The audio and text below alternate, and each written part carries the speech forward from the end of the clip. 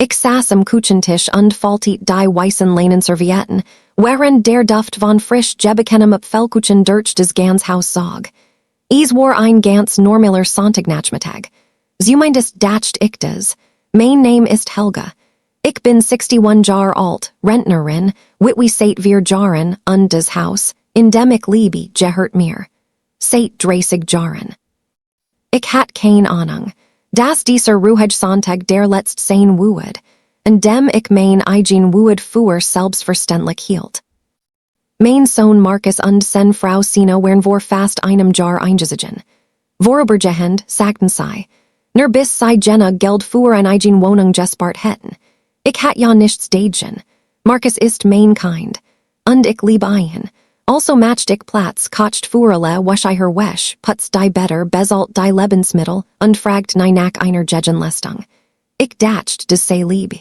Ich wusste nicht, dass sie es für Selbstverständlichkeit hielten. In diesem Sonntag hielt Sina plötzlich ihr Handy auf mich gerichtet. Ich lächelte zunächst, dacht, sie fotografiere den schön gedeckten Tisch. Dann hört ich ihr Stimme, laut, klar amüsiert. Unsere Haushälterin beim Dienst. Wenigstens ist sie für urgent etwas gut. Ein kurzes Lachen. Ein Tippen auf dem Bildschirm. Und weg war sie. Ich saß dabei eingefroren, die Serviette noch in den Händen. Wenn ich Minuten später öffnet ich die App auf meinem eigenen Telefon. Das Video war bereits hochgeladen. Der Untertitel war genau das, was sie gesagt hat. Und darunter, ein Kommentar von Markus.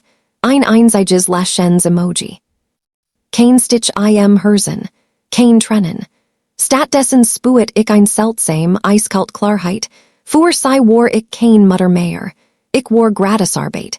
Ich stand auf, nahm mein Jackie vom Haken, griff nach meiner Handtasche und verließ das Haus, ohne ein einziges Wort. Ich fuhr zu einem kleinen Hotel im Stadtrand und verbrachte die Nacht dort. Ich weint nicht. Ich dacht nach. Und am nächsten Morgen, als ich mit meinem Kaffee auf dem kleinen Balkon saß und die Winterson Genos, öffnet ich mein Banking-App. Die Zusatzkarte, die ich Sina für gemeinsam Einkauf gegeben hat, ich sperrt sei. Kurz darauf kam ein Textnachricht. Warum funktioniert mein Karte nicht? Ich stehe hier mit einem vollen Einkaufswagen. Ich stellt mein Telefon und schnitt in mein Croissant. Als ich am Mittag nach Haus zurückkehrte, stand Sina bereits in der Eingangshalle, arm verschränkt, Jessica gerrettet. Sie fragt, was das sollt. Ich antwortet ruhig, ich heb die Karte gesperrt. Markus kam dazu, samudos, fragt, why sie jetzt einkaufen sollten. Ich sagt, mit ihrem eigenen Geld, Markus. Dann hielt ich die Hand aus und bat die Karte zurück. Sina warf sie auf den kleinen Basteltisch. Das alles wegen einem blurden Video.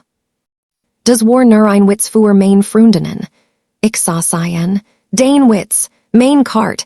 Ich brauch den Witz nicht, und du brauchst die Kart nicht. Dann ging ich in die Küche und kocht mir allein ein Suppe. In den nächsten Tagen ändert sich alles leis, aber deutlich.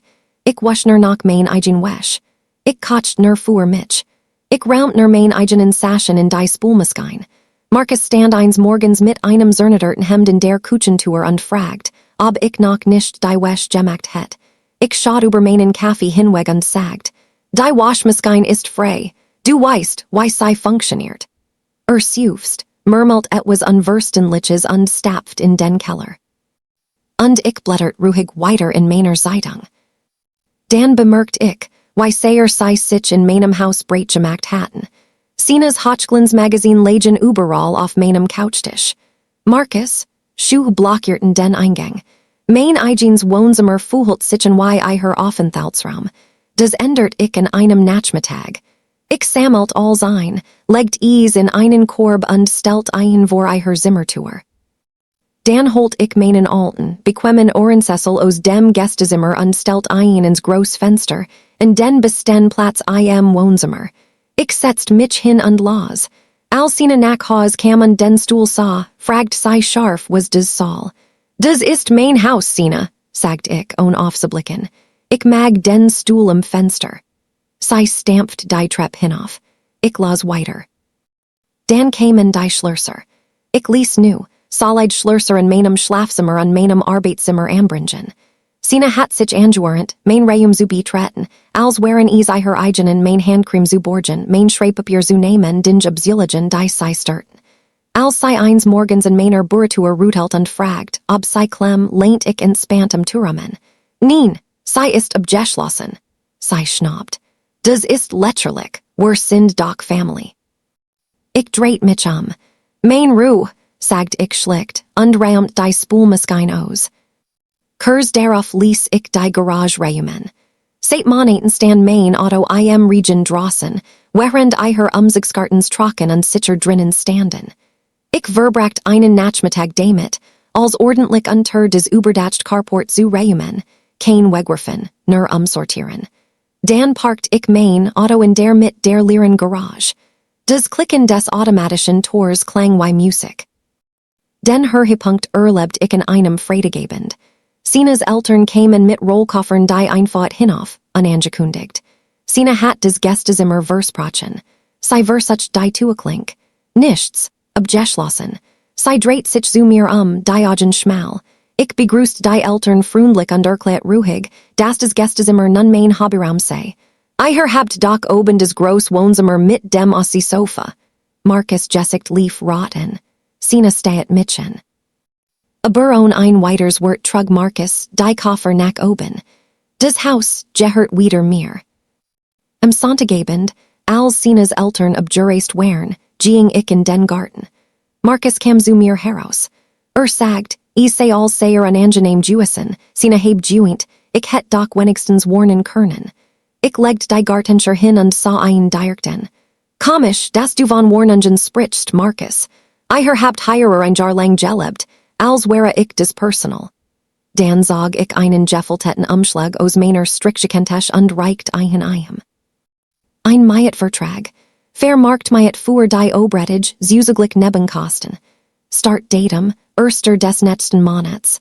Wenn I her unterschreibt, seid I her willkommen Majeter. Wenn nicht, habt I her drei Monat, etwas eigens zu finden. Stand wie Steht. Dan nickt leis ging ins Haus zurück. Donnerstagabend klopft sanft in mein Burrtour. Hielt den Umschlag in der Hand. Wir haben unterschrieben, sagt leis.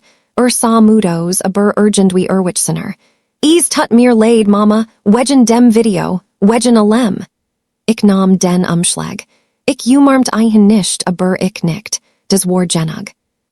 Wir Monat später zogen Sios. Marcus legt die Schlüssel für die Obrettage in mein Hand. Ich stand in meinem stillen, hellen Haus, hört nichts außer dem leisen Summen des Kugelschranks und dem Wind im Garten. Am nächsten Morgen bereitet ich mein Frühstück zu, trug ich zu meinem Ohrensessel am Fenster und setzt mich hin. Morgens flutet den Raum. Kein Schuh im Flur. Niemand, der Mittagessen erwartet. Sie glaubten, mich mit dem Wort Haushälterin in mein Schranken weisen zu können. Aber das Haus, die Kart, das Essen, die Wäsch, die Garage, das alles gehört nei eignen. Ich heb sei nicht in wat hinnesdürfen. Ich heb eignen Regeln gegeben, Majet und Verantwortung.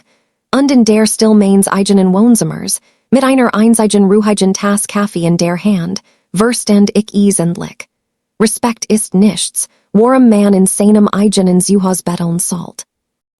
Ist das Schloss in der Tür.